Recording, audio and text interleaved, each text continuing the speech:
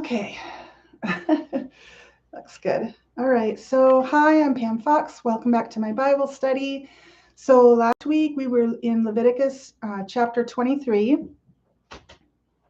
Excuse me.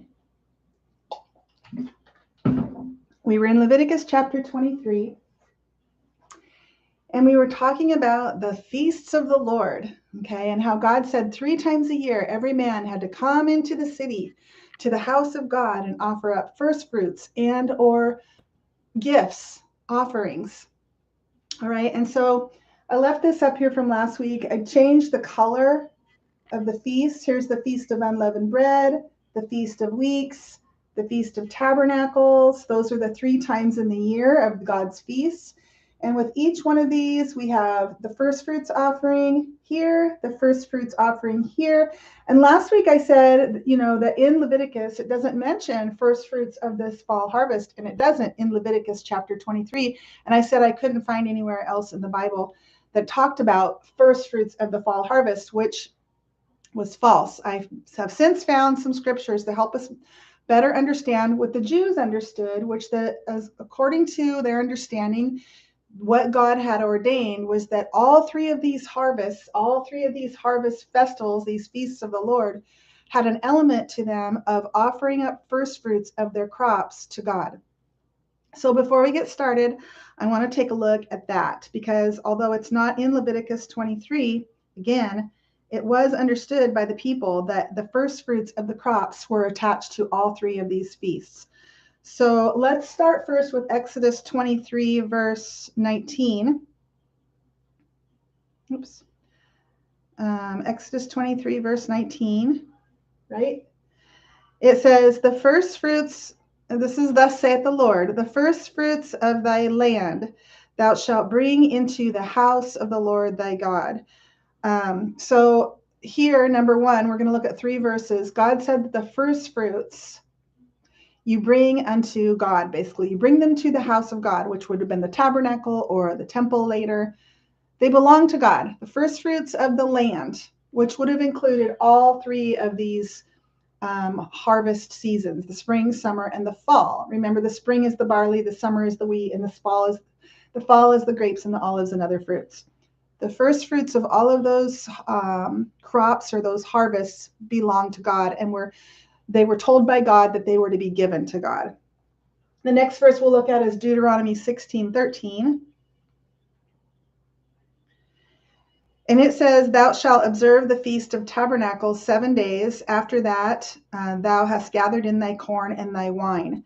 And this is what it says also in Leviticus 23, that the Feast of Tabernacles here, this 8-day week where they lived in booths and they had a convocation on the first and the last day, and they rejoiced during the week, and they remembered the redemption. They remembered God's redemption. That was to take place after the harvest had been brought in. Okay, thou shalt observe the Feast of Tabernacles 7 days after thou hast gathered in the corn of thy wine. Now, if we combine this verse and the verse we just looked at, we know that there's a harvest that takes place in the fall, right? And there's the first fruits element of that harvest. And then the final verse we look at will really kind of clarify it all for us, and it's found in Nehemiah chapter 10, verse 35. It says, let's go up to verse 34. And we cast the lots among the priests, the Levites, and the people for the wood offering to bring it into the house of our God. So these offerings were brought before the Lord to his house. We're talking about the tabernacle. We're talking about the temple, God's house, and people bringing those gifts, those offerings to God's house, to bring it into the house of our God after the houses of our fathers at times appointed year by year. These are the appointed times. God is very specific. The 14th day of the first month, Feast of Unleavened Bread, Passover. Here we wait for those 7 weeks, those 49 days, and on the 50th day, Feast of Weeks. We're given exact dates, and then we come into the fall, to the month of Tishri. We have day 1, day 10, day 15. God is very specific on his Hebrew calendar, whether it's the lunar calendar or the solar calendar, I'm not sure. And by the way, if you notice the title of this video, it's talking about knowing the when of the harvest, or the when of the harvest of people. And I'm not here to say any dates. I'm not here to do that. I'm just here to look at what God has told us in the Bible in terms of his feast days and how they're a rehearsal of a harvest to come. These harvests every year that they would celebrate, where they're bringing in the crops, right, during these 3 different times of year, each one associated with the first fruits element, presenting God with the first fruits of the crop. They take place on a calendar where God has given the dates. And what I want to do today, after we kind of finish up this little summary, is I want to try to juxtapose both this feasts of the Lord with what we see in Revelation, which are these different groups being harvested into God's house before and standing before the throne. And what we're going to look at is all of the many, many, many clues that were given in Revelation that tell us that all of these groups are firstborn, which is synonymous with first fruits. They belong to God. They're being brought into God's house. They're being presented before the throne by their high priest, which is Jesus, and they're first fruits. All right, let's look at this verse in Nehemiah. At times appointed year by year, to burn upon the altar of the Lord our God, as is written in the law. And then there's a little colon there. So we're going to talk about the law now, verse 35. And to bring the first fruits of the ground and the first fruits of all fruit trees. So that's what we're talking about in the fall here. The first fruits of all fruit of the trees, fruit of all trees, year by year, unto the house of the Lord. Verse 36, also the firstborn of our sons, okay, and of our cattle, as it is written in the law, and the firstlings of our herds and of our flocks, to bring to the house of our God, unto the priests that minister in the house of our God. This is what God established with the people, and it was their practice, but it was all a rehearsal for what's coming later. It's a harvest of people. It's a harvest of people who will be made kings and priests with a high priest, that is Jesus. And Jesus is going to escort all of these groups into the house of God before the throne, which is what we see with all of these first fruits offerings. They're brought to the house of God, and the high priest offers them up before the throne, offers them to God as first fruits. Verse 37, and that we should bring the first fruits of our dough and our offerings and the fruit of all manner of trees, of wine and of oil unto the priest to the chambers of the house of our God. So there is an understanding biblically that that this repeats the first fruits of the crop, the first fruits of the crop, and then again the first fruits of the crop. Even though this word first fruits isn't mentioned in Leviticus 23 within the context of the fall feast, it's mentioned here and elsewhere in the Bible. So for you and I, that may not be our understanding, but to Jewish people that would have read, these things going back to, the first century or whatever, they would have understood that these first fruits have to do with all of the harvests, that the first fruits of the crops belong to the Lord. All right. So what I want to do is we're going to do a review, actually, a really important review that we've looked at before. But I want to go to Revelation and look at these different groups that John sees coming into the house of God and standing before the throne. Okay. So let's start with, let's see, let's do it. Well, we'll do it right here.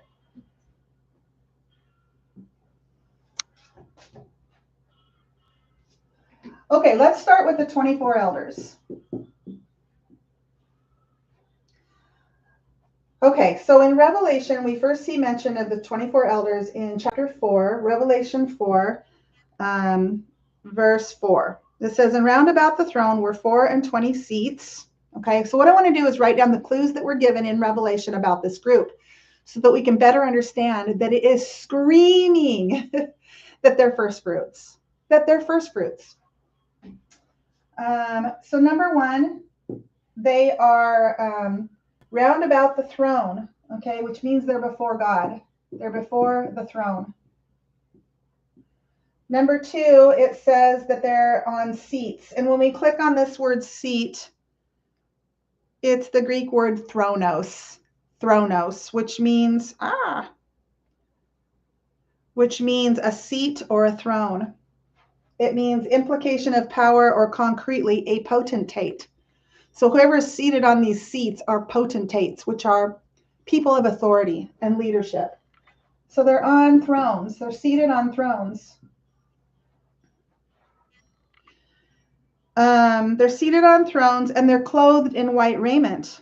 Okay, this word raiment is simply the Greek word for, it says himation. It's a dress, apparel, cloak, garment, robe, vesture, clothes. Okay, so we have this word robe in here, and we get to one of the other groups, the multitude. They're also in white robes. It uses the word robe, and with the multitude, it uses the word raiment. It's the same word, okay? They're wearing white robes. The 24 elders, they're wearing white robes. It says, and they had on their head crowns of gold. Crowns of gold. Okay, so already we see a pattern being established. One, they're before the throne. You can't go before the throne unless you've been made holy, which means they have resurrected bodies. It means they've been made clean. It means they've had victory over corruption. If you go before the throne in an unholy state, you will die, the Bible says. These guys are before the throne, which means they've been made holy. They've had their resurrection moment. They're seated on thrones, which is a symbol of kingship. They're wearing white robes, which is a symbol of the priesthood. They have crowns on their head. Again, it's a symbol of kingship.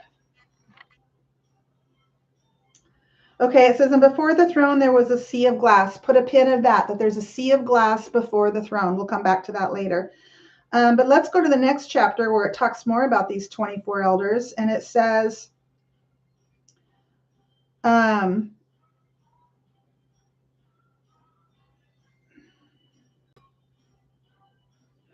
verse 8, in chapter 5, verse 8, it says, and when he had taken the book, so Jesus takes this book, and it says, the 4 beasts and the 24 elders fell down before the Lamb, having every one of them harps.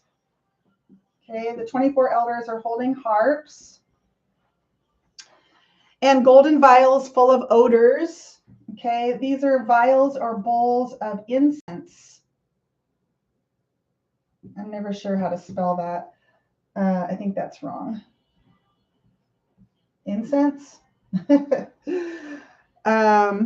So they're holding bowls of vials full of odors, which are the prayers of the saints. So the author decodes this bowls of odors. The priests would have these vials of incense that would burn. And here he's saying that they represent the prayers of the saints. So again, we have some clues here that tell us something about this group. They are holding harps. The harp is a symbol that takes us back to King David, who was a king and a priest. Now, some Christians would say, well, he wasn't a priest, he was a king. There's this tiny little passage in the Old Testament where David gets his hands on the Ark of God, even though the tabernacle of Moses is in full operation, sans the ark. Without the ark, King David gets it. He pitches a tent. He offers up one blood offering, and then he dances and he sings and he worships God in a linen ephod, which is the garment of a priest. He wasn't a priest. He wasn't a Levi. He was never consecrated. He was a king. And yet he put on the linen ephod. This is a pattern. It's a pattern that's painting a picture that you don't have to be a Levite in order to be a priest, like they understood, okay, in the grand scheme of things. It's painting a picture. King David, who was of the tribe of Judah, not the tribe of Levi, he was now dressed in a priestly garment, and he wasn't offering up those blood sacrifices. He did the one in the beginning to kind of consecrate this sanctuary, this new sanctuary of God, where he would then proceed to offer up spiritual sacrifices, where he would sing and he would dance, he would play. He was a harpist. Okay, that goes all the way back to the original introduction of David. He was a harpist, and he was a poet, and he was a songwriter. and he was a worshiper. We see him singing and dancing here in the linen ephod. Okay, so this is a symbol. We see this harp come up a number of times. It's a symbol, again, of a king and a priest. David was a king and a priest. And then the vials of incense, that's a symbol of the priesthood. The name itself, 24 elders. 24 is the number of the priesthood. Okay, and the elders is the number of firstborn. So all over this, we have before the throne, holy. They're in their resurrection bodies. The white robes, those are resurrection bodies. All of this put together it's their king priests. They're kings and they're priests, they're firstborn. Also, it says in verse 9, and they sung about the 24 elders, they sung a new song. Okay, let's go up here. They sung a new song. It says, they sang a new song saying, thou art worthy to take the book and to open the seals thereof, for thou wast slain and hast redeemed us. Okay, they're redeemed, which means what? They're firstborn. The redeemed equates to firstborn, and hast redeemed us to God by thy blood out of every kindred, tongue, people, and nation. Here's another clue: kindred, tongue, people, and nation. We see this phrase repeated a few times in the book of Revelation. Sometimes it's a little different. Sometimes it says kindreds, tribes, peoples, and tongues or nations, it kind of differently. But the idea here is that in the Bible, people come in one of two camps, and that's Jews or Gentiles.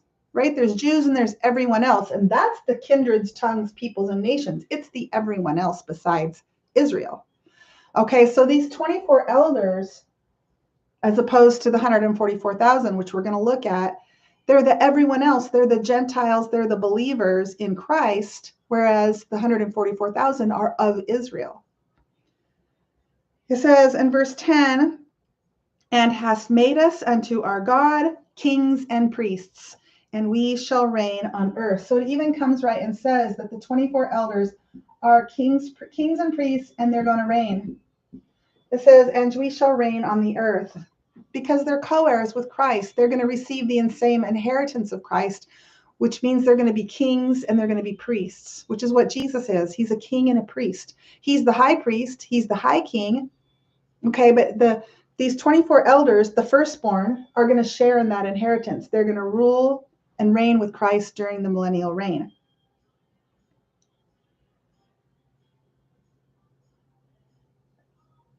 And then they continue to worship. It says, I beheld and I heard the voice of many angels round about the throne, and the beasts and the elders and the number of them. And they say with a loud voice, worthy is the Lamb. And it goes on, wisdom and strength and honor and glory and blessing. And it just goes on. They're worshiping. Okay. They're worshiping God, and they're worshiping the Lamb. That is Jesus. They're worshiping. Okay, and they're with Jesus. We see that in the beginning of this, going back up to the top. We see Jesus present there with God in the midst and the 24 elders round about. He's there with them before the throne, and he's worthy to take that book and to open the seals. So they're with Jesus. Okay. And to be with Jesus, it's a symbol. To be with Jesus means you're part of the bride, because it's the bride that's going to be with Jesus forever. It's the bride that's going to follow him wherever he goes. It's the bride that's, if Jesus goes there, the bride goes with him. If Jesus comes here, the bride goes with him. They are with Jesus, the holy priesthood. They are the bride, and they'll be with Jesus. And we're going to see all of these different first fruits groups that show up in the throne room, in the house of God, with Jesus. In the book of Revelation, we're going to see them all with the Lord, with Jesus. They're firstborn, they're first fruits. So this group, it's screaming king priests, it's screaming firstborn. All right, let's go on to the next group, which is that we see in the order that we see it in the throne room, which is the multitude. Okay. the multitude. And they first show up in Revelation chapter 7, in verse 9. After this I beheld, and lo, a great multitude, which no man could number. So we know, number one, no man could number. Okay, no man could number. We don't know how many they are. It says, lo, a great multitude, which no man could number. This is a very large group of people, so many that they can't be counted. It says, which no man could number, of all nations, kindreds, peoples, and tongues. That's clue number 2. Nations, peoples, kindreds, and tongues. So this group is connected to this group in that they are of the Gentile nation as opposed to being of the Jewish group, Jews and Gentiles. But they're believers. We're going to see that as we go on. It says they stood before the throne. Before the throne. Which, of course, we see that with this group as well. This group is roundabout and before the throne. This group is before the throne. So what we're going to start to see when we look at the clues given in Revelation about these different groups, there's going to be a lot of overlap, similarities, common denominators, and then non-common denominators, but they're all clues that allude to and mean the same thing. They're pointing to the fact that these groups are firstborn, they're first fruits, they're kings and they're priests. All right, so they're before the throne. It says that they're before the throne. They stood before the throne and before the Lamb. Okay, they're with Jesus. Jesus is presenting these groups to God as first fruits offerings. And they're clothed in white robes. Okay, another similarity to this group. They're also clothed in white robes. They're also with Jesus, and they have palms in their hands. This is the only group where we're told they have palms in their hands. Now, the palms, as far as my understanding is an allusion. And anytime I say the word allusion, it's alluding or taking us back to another verse elsewhere in the Bible. Now, elsewhere in the Bible, we have on what we call Palm Sunday. It was the Sunday before the resurrection of Christ, and it was when Jesus came in on a donkey and he entered into the city through the sheep gate, and all of the people received him there, waving those palms, throwing down their jackets onto the dirt road to create this red carpet, if you will, for the entrance of the King of the Jews. They were coronating him in their own way as their king. And they were crying out, Hosanna, Hosanna, which means, O come, and they were said, blessed is he that comes. So this waving of the palms is picturesque, both at the first coming of Christ and here with this multitude of people proclaiming that Jesus is their king. And remember, these people were left behind when this group goes up. Okay, when this 24 elder group is harvested, everyone else that's still on the earth that's not part of this group is part of the left behind. So all of these people are left behind, but now they're here in heaven and they're waving those palms, which means what? It means they're proclaiming Jesus is their king. It means they're worshiping, okay? So it's really a common denominator as well, because we see the worshiping here and because we see the worshiping here with this group. And we're going to see it with all the groups. All of the groups in Revelation, all 4 of them, are going to be worshiping God in incredible ways.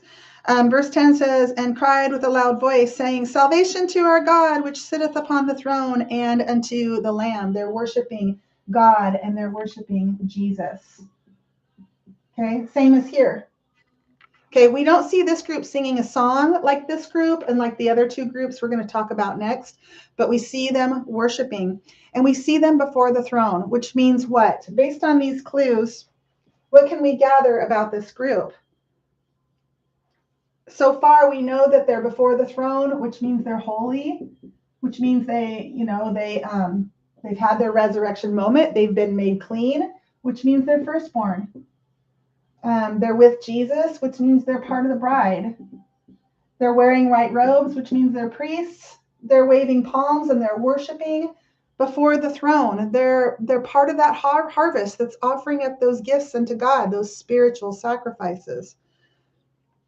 It goes on to say, and one of the elders answered, saying unto me, what are these which are arrayed in white robes, and whence came they? And I said unto him, Sir, thou knowest. And he said to me, these are they which came out of great tribulation. They came out of great tribulation. Great tribulation. And it says, and they have washed their robes and made them white in the blood of the Lamb, which means to wash your robes and make them white in the blood of the Lamb means you've been made holy. By the blood of the Lamb, you've been made clean, right? You've been made holy. These guys have been made holy by no servile work of their own, right? God does it. He's in the business of making holy. Therefore, are they before the throne of God? We already said that. They're before the throne of God, but it says they're before the throne of God and they serve him day and night in his temple. And he that sitteth on the throne shall dwell among them. So this group, I get the feeling based on the clues that this 24 elder group is going to have, during the 1,000-year reign, their position or their place is going to be more on the earth, serving God by reigning on the earth, whereas this group, the multitude, their place is going to be in heaven, serving God. Let's look at it one more time. And serve him day and night in his temple, and he that sitteth on the throne. And then it goes on to talk about how thou shalt hunger no more, and God's going to wipe away all tears from their eyes. They just came out of great tribulation. He's going to wipe all tears from their eyes. Let's just look at a couple of verses to help support this. Let's look at Matthew chapter 5, where Jesus actually talks about the persecuted. He says in verse 10, blessed are they which are persecuted for righteousness' sake, for theirs is the kingdom of heaven. This group are going to be persecuted for righteousness' sake. And in the Beatitudes, the Sermon on the Mount, Jesus says, blessed are those that are persecuted, for theirs is the kingdom of heaven. He also goes on to say, rejoice and be exceedingly glad, for great is your reward in heaven. And what we learn about this group is they get their white robes when they're in heaven, because they're dying the old-fashioned way and showing up in God's house. And they're told to wait until everyone that's going to be martyred shows up. They're given a white robe, which means they get their resurrection body. Okay, but they have to wait until everyone is present and accounted for before they can be offered up to God as a first fruits offering. Where do we see that? Well, let's go back to Revelation, and we'll go to Revelation chapter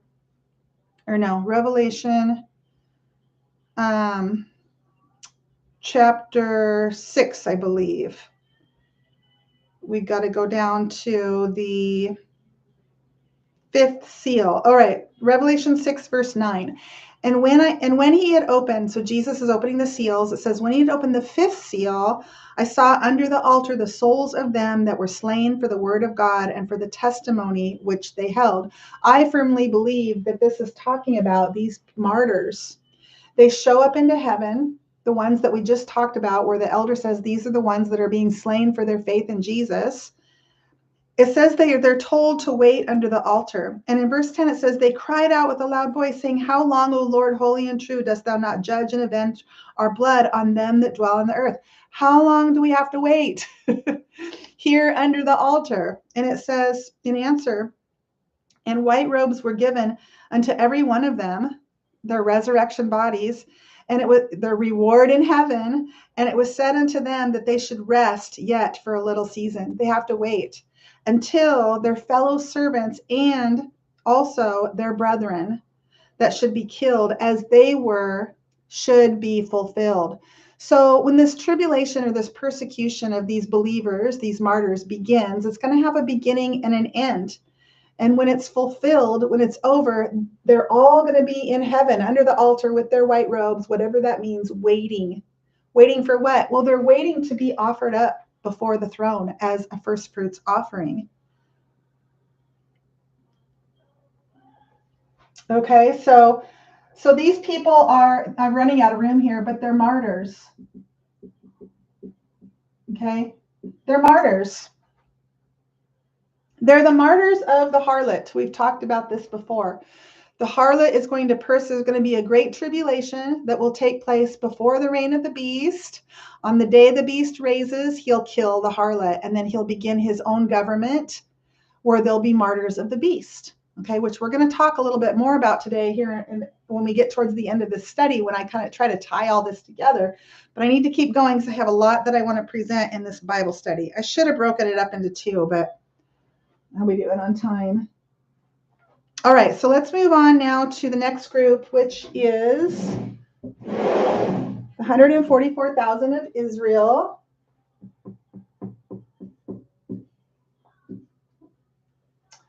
Where we first are introduced to them in chapter 7, I think.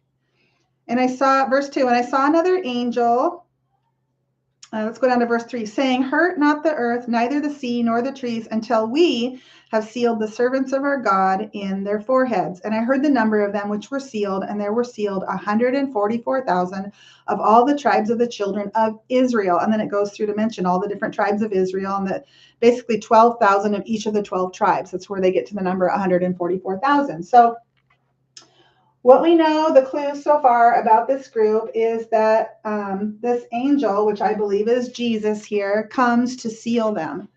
Okay, so number one, they're with Jesus. Number two, they're sealed, which means they're sealed in the Holy Spirit. It says, sealed the servants of our God in their foreheads. So we're going to go on to understand that this group are God-fearing Jews, right, who don't believe in Jesus until they have this encounter with Christ, and they've witnessed the rapture of the 24 elders. They're going to repent, and they're going to put their faith in Jesus, and they're going to be sealed in the Holy Spirit by Jesus himself as followers of Christ and as members of the bride, the holy priesthood, the spiritual habitation. So that's all we're told about this group in this chapter. But then when we move ahead to chapter 14, it talks about this group a little bit more, quite a bit more. And looked, and lo, a lamb stood on Mount Zion, and with him 144,000, having his father's name written in their foreheads. So this is going to take place at a later date. We're going to see the 144,000 with Jesus on Mount Zion. Well, that's what John sees. And they've got their father's name written in their foreheads, which means what? It means they belong to God. Okay? Who belongs to God? It's the firstborn. And I heard a voice from heaven as the voice of many waters and as the voice of a great thunder. The voice of many waters, by the way, is the voice of Jesus, and the voice of the great thunder is the voice of God. And he says, I heard the voice of harpers harping with their harps. These are all the saints that are in heaven at this point, which are the 24 elders and the people, the part of the multitude that has come into heaven thus far. Remember that they're holding, who's holding harps? Well, the 24 elders are holding harps, but we have Jesus and God and all of the saints. We hear their voices, and it says in verse 3, and they sung, as it were, a new song before the throne. That's this group. It says that the 144,000, they sung a new song. It says they sung a new song before the throne. Before the throne. Remember, you can only go before the throne if you've been made holy, or you'll die. You can't see God in your decaying, unholy, defiled earth suit that is cursed from the dust of the earth. Okay? So if you're standing before the Lord, you've been made holy, which means you've had your resurrection moment. Before the four beasts and the elders, no man could learn that song but the 144,000, which were redeemed from the earth. They were redeemed from the earth. Who are the redeemed? They're the firstborn. The firstborn is synonymous with the redeemed. They were redeemed from the earth. Verse 4, these are they, still talking about the 144,000, which were not defiled with women, for they are virgins. Now, we've talked about this before, this word virgin, when we look it up in the Strongs. We're talking about a daughter, excuse me, who still belongs to her father. That was how they would have looked at it. When you and I think of the word virgin, we just think of someone who's never had sex. They looked at it as a young woman who still belonged to her father, who's never had sex, never been married, never been given in marriage. She still belongs to her father. She's still under her father's covering. She belongs to her father. So if we were to take this literally about the 144,000, it would mean that they're all women, that it's a bunch of virgin women. That's what the word virgin means. So we have to look at it through the symbolic lens. What are we talking about here? Well, to be a virgin means that you belong to your father. Okay. So the 144,000, they belong to the father. Which means what? It means these are God-fearing people. To be a part of this group, the 144,000, to be worthy to be a part of this group, it didn't mean you were just Jewish. It means that you belong to the Father. You're God-fearing people. These would be people, let's say the rapture takes place this fall, and these guys, whatever, let's say it's coming soon. These guys would be people who today love God, serve God, read the Torah, go to what do they call it? Not church, but they go to their church.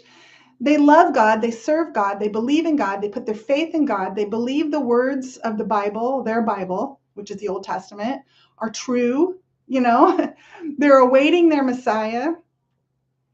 They just don't believe in Jesus, which is a shame, but that's just the way it is. They don't believe in Jesus. My mouth is dry and I'm hot. Open the door here.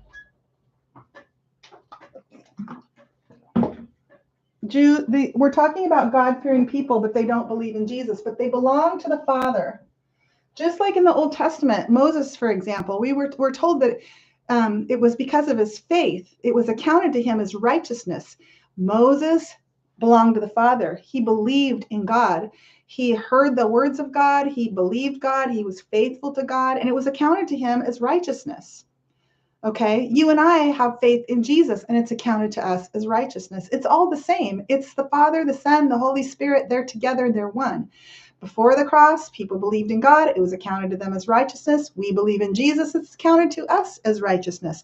There are people right now in this world who love God, but they don't believe in Jesus.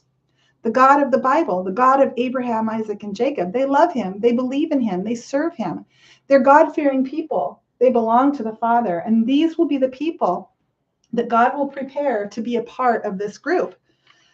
It says they were not defiled with women, which means they're faithful to the Father. These virgins who still belong to their father, when they're not when a virgin is not defiled, it means that she's faithful. It means that she's never been married, and so she doesn't have sex with other people because she's being faithful to the one to come. Okay, that's what this is saying about this group. They're being faithful, okay, to the Messiah to come. Who's who? It's Jesus. It's their bridegroom. They're being faithful to him by waiting on him, even though he already came and they just don't realize it. They don't believe that, but they're going to when Jesus comes to them, when the 24 elders leave the earth, when they're resurrected and they stay for a while and then they leave and they witness all of this. Remember when Jesus came to the 12, on the 8th day after his resurrection, Thomas was present there. He wasn't present on resurrection day. Now he's present in this room and he sees Jesus and he finally believes. And Jesus says, blessed are those who see or who don't see and they believe. Jesus is talking about two different groups here. It's a blessing for those who believe by faith without seeing, okay? And then there's everyone else who's going to believe by seeing. They're going to see and believe. And they're going to have a blessing too, but the greatest blessing goes to those who see or who don't see and they believe by faith. That's those 24 elders. When it comes to everyone else, the multitude, the 144,000, all of them are going to have an element of faith through seeing because of this event of the 24 elders being born and being caught up to God and to his throne. And I think they're going to come back to the earth and minister and serve people just like Jesus did in that law of the 1-8-40, where he was resurrected on day one, both in his birth and his death. He had the the birth on the day one, the being, there was something that happened on day 1, day 8, and day 40. And the day 40 was when he went before the Lord. It's when he went home to God in both instances. Okay, so they are virgins. These are they which follow the Lamb whithersoever he goeth. So they're with Jesus. Again, it means they're the bride. They follow the Lamb whithersoever he goeth. These were redeemed from among men. They're the redeemed. It's coming right out and saying it for this group. We don't even have need of these symbols. They are firstborn. They are redeemed from among men, being the firstfruits unto God and to the Lamb. They're firstfruits. And in their mouth was found no guile, for they are without fault before the throne. Again, they're before the throne, and they're found without with fault, which means they've been made holy. They've been made holy, which we already looked at up here. This group is before the throne. They've been made holy. They're in their resurrection bodies. They're king priests. They're firstborn. Okay. So this group, again, they're part of the bride, and they're king priests. Okay, for time's sake, let's keep going. The next group then, the last group would be the victorious survivors. Okay, and we see them first mentioned in Revelation 14. We got to go down to verse 14. And I looked, and behold, a white cloud, and upon a cloud one sat like unto the Son of Man, having on his head a golden crown, and in his hand a sharp sickle. He is the Lord of the harvest of people. Okay, of people, Lord of the harvest of people. Okay, all of this, the feast days. Remember, they're a rehearsal and they're a pattern for a harvest of people. Another angel came out of the temple, crying with a loud voice to him that sat on the cloud, thrust in thy sickle and reap, for the time has come for thee to reap, for the harvest of the earth is ripe. Now, it's worth mentioning, we've talked about this before, but here, this word ripe is the word exireno, and it means to shrivel, to mature, to dry up, to pine away. We're not just talking about, like, if you think about a banana when it's perfectly ripe, it's the most ideal time to eat it. We're talking about food that it's at that point where if you don't take it now, it'll be too late, right? It's starting to shrivel. It's starting to wither. Think about an avocado, like, when it's perfectly ripe, you eat it, but then maybe the next day you could eat it. It's not like inedible, but it's not as good, right? There's that ideal time of ripeness. And here he's saying, thrust in thy sickle, for the harvest of the earth is ripe. This is last minute terminology for these victorious survivors. All right, so then in the next chapter, we see this group, who I call the victorious survivors. In verse 1, it says, I saw another sign in heaven, great and marvelous, 7 angels having the 7 last plagues, for in them is filled up the wrath of God. So what we're going to have described here is this final group is ripe and they are harvested up, and then the wrath of God pours down. Verse 2, and I saw as it were a sea of glass. Where is the sea of glass? It's before the throne. Remember that? We saw that in another chapter. The sea of glass is before the throne, and now we're going to see this group of people standing on the sea of glass, which is before the throne. Who can go before the throne? Only the firstborn, only the holy, only those who are in resurrection bodies. If you go and stand in the presence of God, unholy, unresurrected, you'll die. These people are standing before the throne and they're worshiping. Okay, so he sees I saw as it were a sea of glass mingled with fire, and them that had gotten victory over the beast, the victorious survivors, and over his image and over his mark and over the number of his name, stand on the sea of glass having the harps of God. Once again, we've got a symbol here. The harps of God. What is this symbolic for? Well, I think it's symbolic for king priests. because King David was a king and a priest, and he was a harpist. So it's an allusion that takes us elsewhere in the Bible. It alludes to King David, who was a king and a priest, and he was a harpist. So I think even this group are firstborn. They are king priests because of the symbols that were given. They're holding harps. They have the harps of God. Verse 3, and they sing the song of Moses. So they sing a song. It's not called a new song, but it's the song of Moses, and it's the song of the Lamb. They sing the song of Moses, the servant of God, and the song of the Lamb, saying, great and marvelous are thy works, Lord God Almighty. Just and true are thy ways, thou King of saints. They're worshiping. Okay, they're worshiping. Just like the groups before, they're worshiping God and they're worshiping Jesus. Verse 4, who shall not fear thee, O Lord, and glorify thy name, for thou art holy. Thou only art holy. For all nations shall come and worship before thee, for thy judgments are made manifest. All right, so again, we're not given a lot of clues about these people, but we know they're before the throne, which tells us they're firstborn. You can't go before the throne unless you're firstborn. And if you're firstborn, you're first fruits. Okay? They have the harps of God. They too are kings and priests. They're being consecrated and ordained as kings and priests. They sing a song of Moses, and the song of Moses is actually written in the Old Testament, all the lyrics, and it's the song of redemption. Okay, the song of Moses is the song of redemption. It's the story of their redemption coming out of bondage from Egypt and headed towards the promised land, their freedom, their redemption. It's the song of redemption, which, what does redemption equal? It equals firstborn. The redeemed, the firstborn are redeemed. They're singing a song unto Moses, the servant of God. They're singing a song of redemption.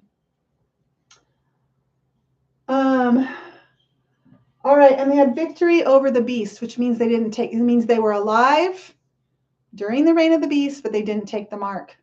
Okay, but they also weren't killed.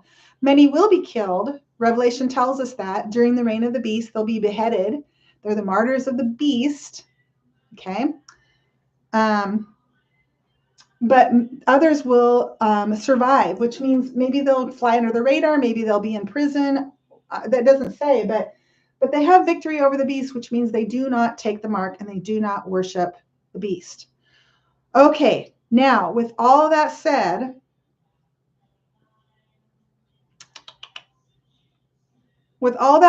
now what I want to do is the most exciting part and connect this with the feasts of the Lord. Okay, so I'm going to have to erase this in order to make some room.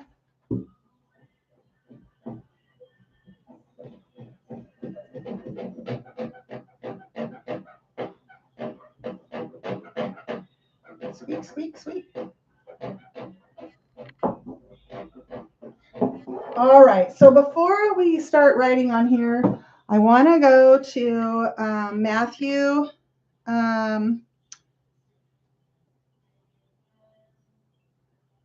Matthew chapter 20, where Jesus tells the parable of the householder and the vineyard. Now, I'll paraphrase it really quick so we don't have to read through the whole thing. It's quite long.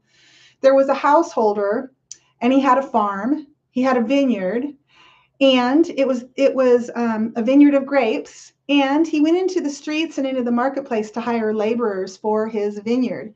He went early in the morning and brought a bunch of laborers to the vineyard. He went again at the 3rd hour, the 6th hour, the 9th hour, and the 11th hour. And he made the same deal with all of them. Come work for me in my vineyard for a penny a day. They agreed to it. They came, they worked.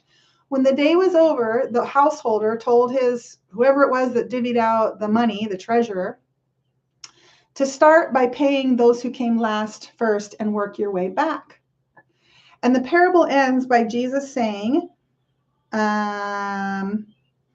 he says, so the last shall be first and the first last, for many are called, but for few chosen. And Jesus actually tells 3 parables, and we're not going to get into it because that's another Bible study, where he says this idea of the first and the last. The last shall be first, the first shall be last. Okay, so a couple of things about this parable. Number one, on the surface, this parable is about making yourself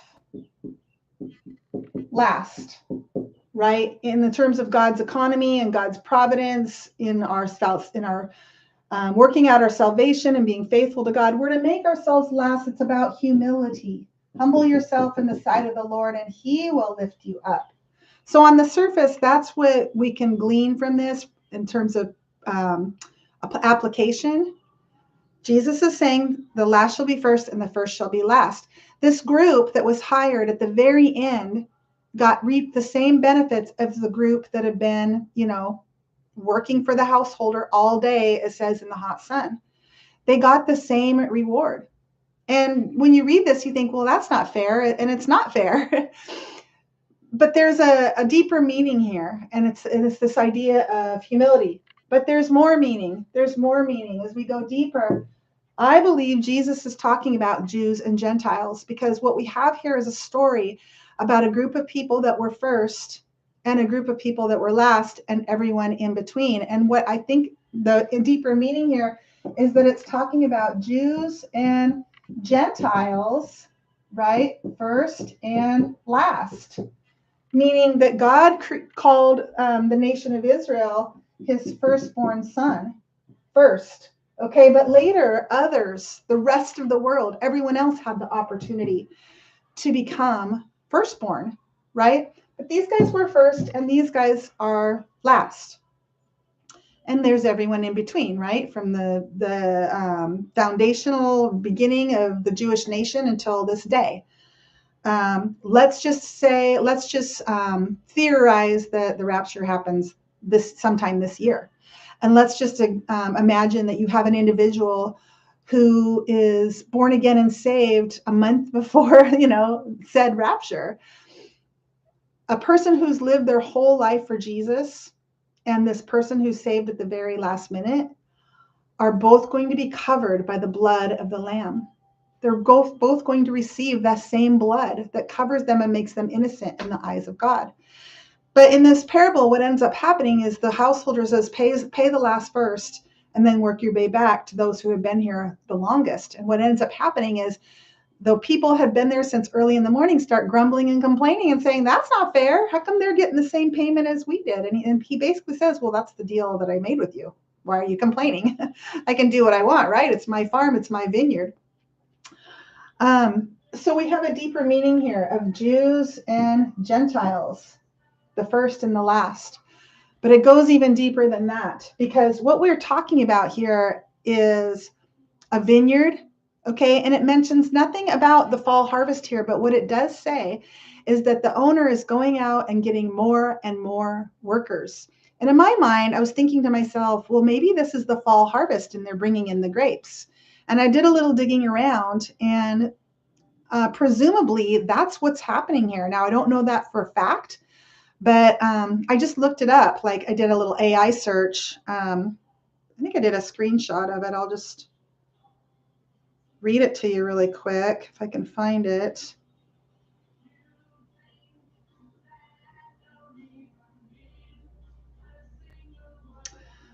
Urgency of the harvest. Crops like grapes, common in the region of Judea and Galilee, had a narrow window for harvesting.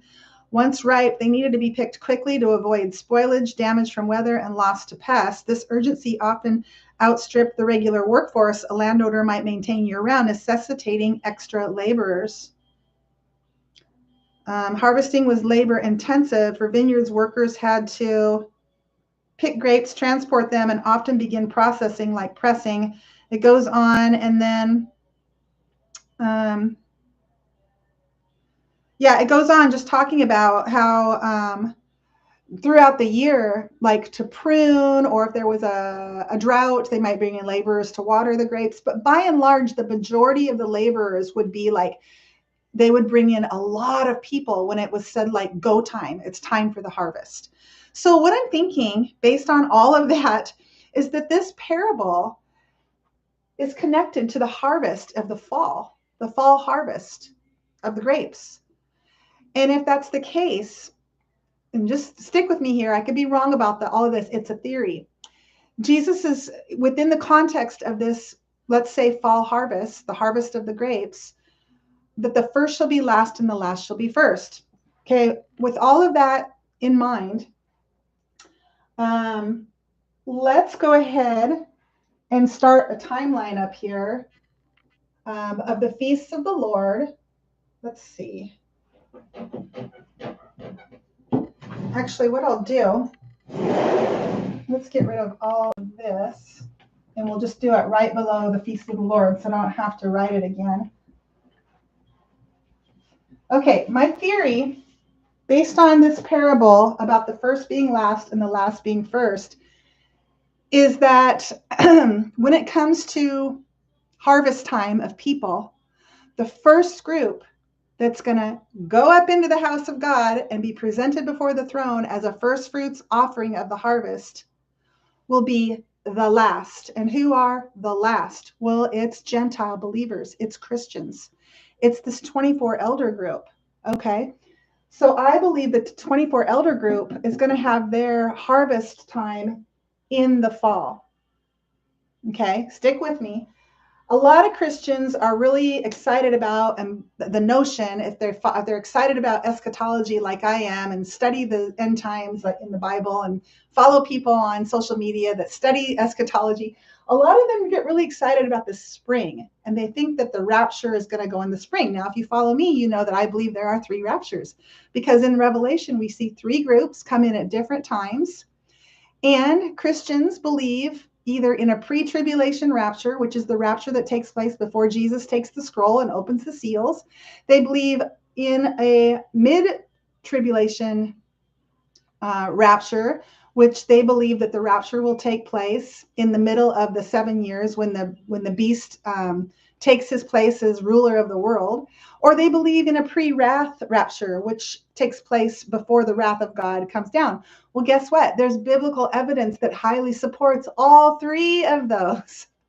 So why in all of history hasn't anybody offered a theory that maybe all 3 are true and that there's more than one rapture? I have no idea, but that's what I think. I think all 3 are true and there's more than one rapture. Let's talk about it. So I think the first rapture is going to be those 24 elders, and I think that they are the last, meaning they come from every tongue, tribe, and nation, meaning that they are Gentiles. They're part of that last camp. They're not Jews. They're Gentile believers in Christ. They weren't a part of Israel. Not to say that there can't be people in this group that are Jewish. There can. But we're talking about Jews and Gentiles here. The first rapture being this group that's actually the last to become and have the opportunity to become sons of God. They're the last, okay? They're the 24 elders. Okay. And a couple of reasons that I think that this group will go, besides this parable about the first being last and the last being first, they'll go in the fall harvest, is because we have this 8-day week here where this group of people, they live in these tents or these temporary homes, these booths. And then on the 8th day, they have a holy convocation on day 1. They have a holy convocation, a gathering on day 1 and day 8. But on the 8th day, they get to go home to their real homes. And I think these 24 elders, like I've mentioned before, they're going to be resurrected on day 1, and they're going to stay on the earth in this temporary home. They're going to stay in the temporary home, and they're going to rejoice just like this group did, because they're with their Lord and they're being consecrated as priests 7 days in the door. And then on the 8th day, they're going to go to their real home. They're going to be caught up to God and to his throne and offered up as this first fruits offering of the fall harvest. And one thing to mention about the people, the Jews that would spend 7 days in these booths and then go home on the 8th day, is after they fulfilled the Feast of Tabernacles and they went back home, guess what? It was time to start the cycle all over again. They went home and they plowed and they planted the seeds of the barley and the wheat for the year to come. And you've heard me mention this before. I call it the law of the 1, 8, and 40. Okay? 1, 8, and 40. When Jesus was born, it was on day 1. He was redeemed. on day 8, and he went before the Lord on the day 40. When he died, he was resurrected, born on day 1, and he ascended and went before the Lord on day 8, or on day 40. On day 8, he was in the upper room with the 12, and this was the day he said, "Blessed are those who have faith and not see." I'm butchering that, but basically he was saying you're blessed if you believe in Jesus without seeing. Okay, Thomas had to see Jesus in his resurrected state with the holes in his hand and in his side, and then he finally believed. And Jesus is saying there's a group of people that are blessed for believing by faith, and that's these 24 elders. That's the group that he's talking about in this grand scheme of the harvest. They're going to get to go first. The last shall be first. The other thing about this group going, they're the last, they're going first, but they're also going at the last harvest, right? This is the first harvest. This is the last harvest. This last group is going to go first during the last harvest. The first shall be last and the last shall be first. The last group, which is the first group, the Jews or Israel, they're going to go last. They're going to come over here. They are the last, okay? But they are the first. They are the first, but they're going to go last. Whereas the 24 elders, they are the first. They are the last. They are the last. They're going to go first. I know this is really confusing. The 24 elders are the last, right? They're not Jewish. They're not the first. They're going to go first, and they're going to go in the last harvest. Israel are the first, but they're going to go last in the first harvest. The first shall be last and the last shall be first. I know that's really confusing, but as I go, this should really start to all come together. There's more. Okay, so what I want to say next is that, okay, so let's just sum this up really quick. I believe the 24 elders are going to go during the Feast of Tabernacles. I believe God has ordained it through the feasts of the Lord.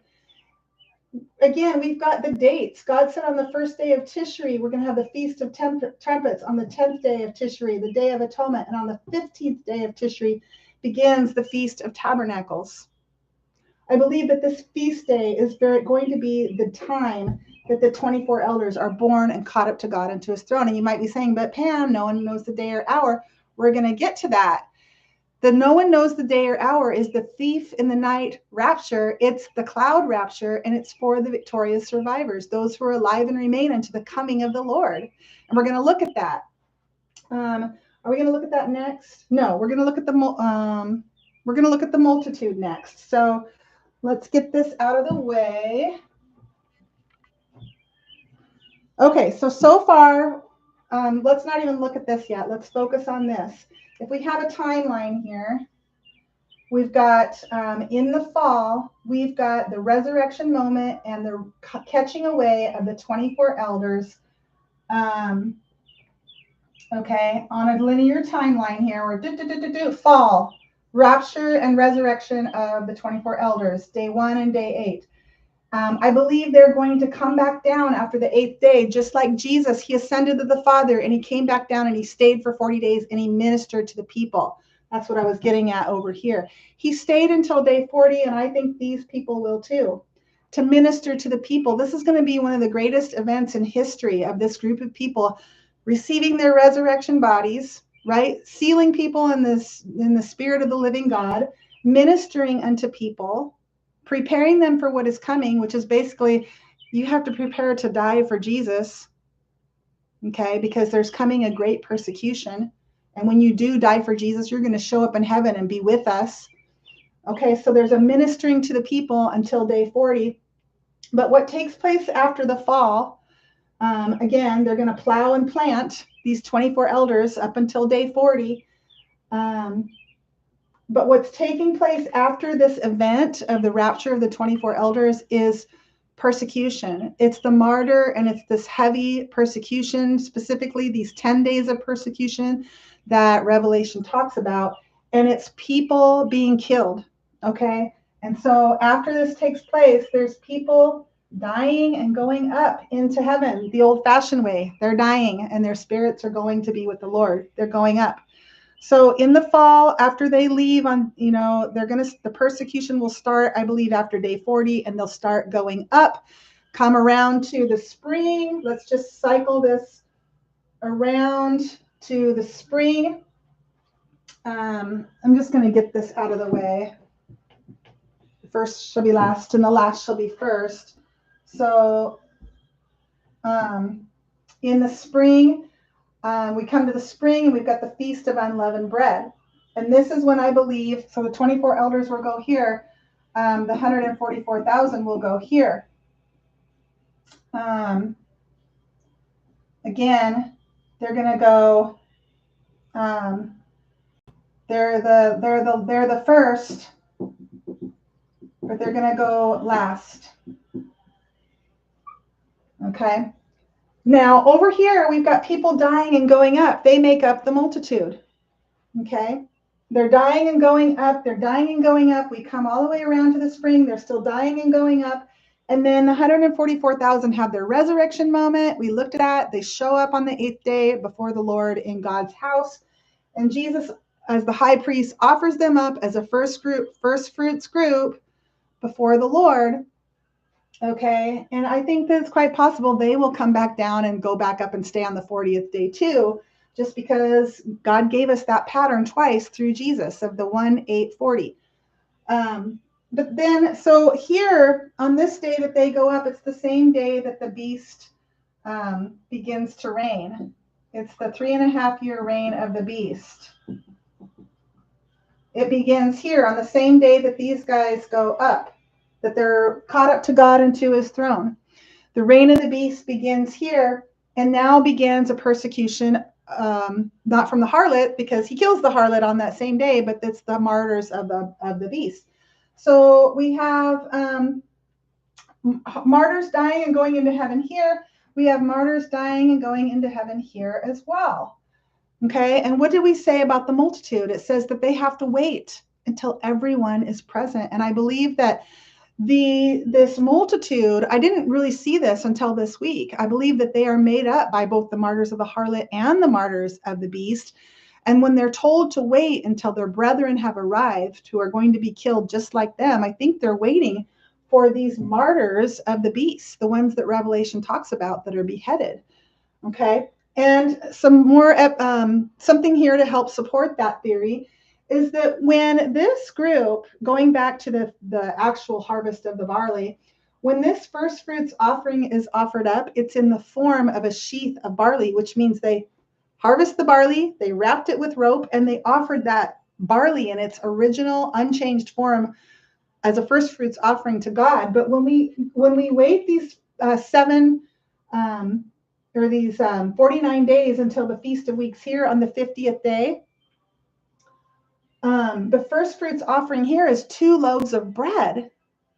And so the picture here is we have the barley in its unchanged form and the bread in its fulfilled form, and there's 2 loaves, which I think represents the martyrs of the harlot and the martyrs of the beast. Those 2 loaves represent the fullness, right? Just like these martyrs are told to wait until everyone is here. Everyone that has going to die has died and has come into heaven, and everyone that's going to be a part of this group is accounted for, is present.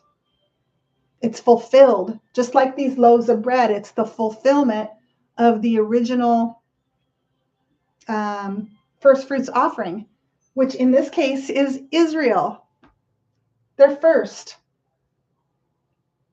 They're the original sons of God, just like this first fruits offering is the original barley. It's not flour, it's not bread, it's the original. It's what it looked like in the beginning. Here at this first fruits offering, it's 2 loaves of bread. And by the way, what we have here is we have 49 days of the harvest being brought in. It's a picture of the harvest being brought in, as opposed to this group. These grapes have to be brought in one, they have to be brought in like I said before, it's a sensitive crop. When it's ready, it's go time. Let's get it all in. Let's hire as many laborers as we can. Let's get the whole crop in one day. Okay. This group they're harpazoed. They're caught up as a group. The multitude the harvest is coming in. It's coming in, it's coming in, it's coming in over the course of time until they're all there. And once they are on this day, I believe this is when the multitude, both the martyrs of the harlot and the martyrs of the beast, are going to be offered up on this day as a first fruits offering, which means they're firstborn, which means they're kings and priests, which means they're part of the bride. Okay, so we've got the 24 elders being harvested here at the fall, come around to the very next spring, the 144,000 being harvested. Meanwhile, the martyrs are just dying and going up through time. And they're told to wait until everyone is here. Okay, and then Jesus is going, as the high priest, will take them once they're all present, those 2 loaves of dough, right? And it's leavened dough, by the way. This group, it's the Feast of Unleavened Bread, which is all about, the reason they had this feast was to remember Israel marching out of bondage and into freedom and being redeemed by God. Israel, I believe that this will be their resurrection and rapture. It's the Feast of Unleavened Bread. And then this group, it's all the martyrs. It's the finished product, those 2 loaves of bread, where the leavened bread, where the yeast is present and it's infiltrated the whole ball of dough. That's the picture we have with leaven, that the yeast infiltrates the whole ball of dough. So we have this transformational thing happening here from the start, the original raw barley, till the finished product, the leavened 2 loaves of leavened bread. Pretty cool. All right, so one more thing I want to say, and that's this last group. So this group, it's the multitude. It's the multitude, and they go up as individuals, but they're presented here at the Feast of Weeks, the day of Pentecost, as those 2 loaves of finished bread. So that will be their harvest first fruits presentation before the Lord. That's when they'll be offered up. That's when they'll be standing there on the sea of glass, worshiping God. It takes place here, I believe. Okay, so the only group that's remaining are those victorious survivors. Okay, but we've already checked off all 3 of our harvests. We've got a harvest here, a harvest here, and a harvest here. Or not a harvest, but a first fruits offering. They're firstborn. They're kings and priests. They've all been harvested and they've all been offered. They all stand before the Lord. What about the victorious survivors? Where do we connect them in all of this? Well, we don't, because they are the group where Jesus comes he comes for them like a thief in the night. He is the group that the Bible is talking about when it says no one will know the day or the hour. This is the group that Jesus is going to come on the cloud. Okay, he's going to come on the cloud and he's going to reap this group. Let's read about that in Thessalonians. Let me find it really quick.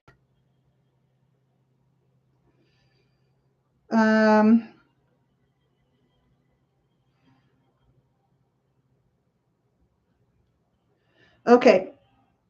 1 Thessalonians 4, verse 13 through 18. Paul is encouraging the believers in Thessalonica because they're worried about people who have already died within the context of this idea of Jesus returning and resurrecting people. They're like, well, what about them? And he says, I would not have you to be ignorant, brethren, concerning them which are asleep, that ye sorrow not, even as others which have no hope. For if we believe that Jesus died and rose again, even so them also which sleep in Jesus will God bring with him.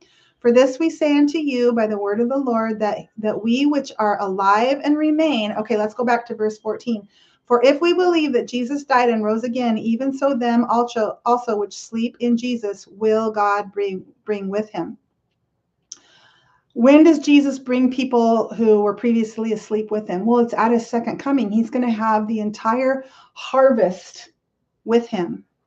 But he says, but for we which are alive and remain, this is talking about those who are alive and remain or survive, this word means. We which are alive and survive unto the coming of the Lord. When is the coming of the Lord? Well, it's his second coming. Most Christians believe that's going to take place on the Day of Atonement. Not here, but here, right? Jesus comes for this group here. He comes for this group here. This group are martyred. They go up. He's going to come for the victorious survivors. Somewhere in here, it's the cloud rapture. We don't know the day or hour, but it's going to take place after the reign of the beast begins and before his second coming. Somewhere in here, nobody knows the day or hour. He says, even if we believe that, let's see, we which alive and remain unto the coming of the Lord shall not prevent them which are asleep. For the Lord himself shall descend from heaven with a shout, with the voice of the archangel, and with the trump of God, and the dead in Christ shall rise first. So I believe Christians really they interpret this verse wrong. Here's how I interpret it. In Revelation 10, we see the dead and the living rising. And I believe it's the 24 elders. Jesus comes for these people. And he comes, like it says here, with the shout. And so I think Paul is basically saying, these people are going to go first. You don't have to worry about the dead. They're going to go here. But then come back around, those who are alive and remain unto the coming of the Lord. He says, for the Lord himself shall descend, or go down to verse 17, when they which are alive and remain shall be caught up together with them in the clouds to meet the Lord in the air, so shall we ever be with the Lord. This is the victorious survivors here. I don't know if Paul fully understood this, but this is the way I interpret it.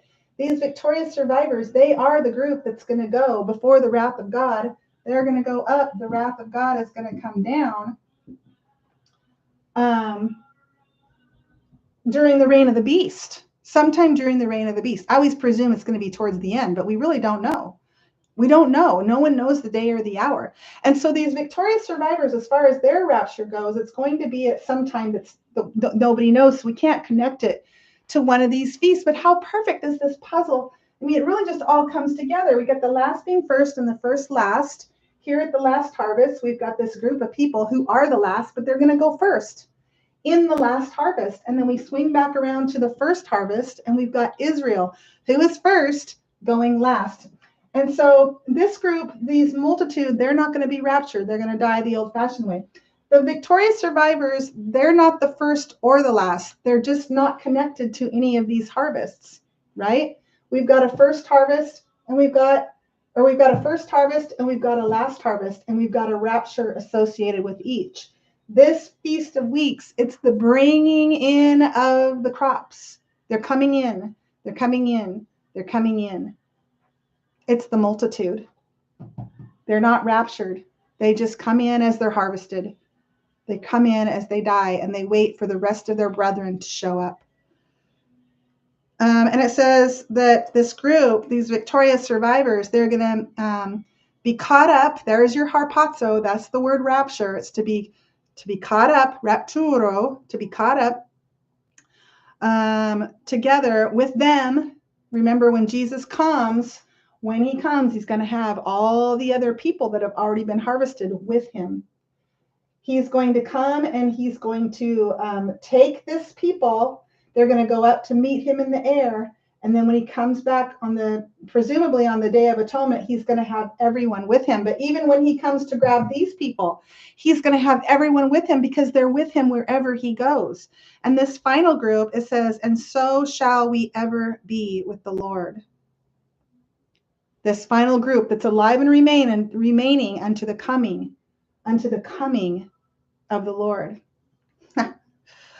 All right. Praise the Lord. I did it. That was a long Bible study. I knew it would be, but I wanted to really put it all together. So really quick, in summary, God ordained his feasts, and he told his people, this is the day. This is the day, right? We've got the 14th day of the first month begins the Feast of Unleavened, or begins the Feast of Unleavened Bread, or the Passover, which kicks off the Feast of Unleavened Bread. God has given us dates on his calendar. Same thing here, same thing here. 3 times he instructed his people to go to the house of God and to bring those gifts and to not show up empty-handed. Jesus, fast forward to the end times, is going to go into the house of God. He's going to go before the Lord as that high priest, and he's not going to go empty-handed. He's going to offer these different groups of firstborn before the Lord. And even the firstborn, the people, they are not going to go before the Lord empty-handed. Every single one of these groups offers up spiritual sacrifices, worship. They're going to worship God. Okay. Well, praise the Lord. I got through it. I get so excited talking about this particular topic. It's easy to say the wrong thing or skip an entire concept altogether. So I think we'll wait and see when I watch it later if I screwed anything up too bad. I always seem to misspeak on one or two things. But anyway, thank you for your forgiveness on that. But anyway, I got to get going. I got to go have some lunch and head to work. God bless. And thank you so much for watching. We'll see you next time.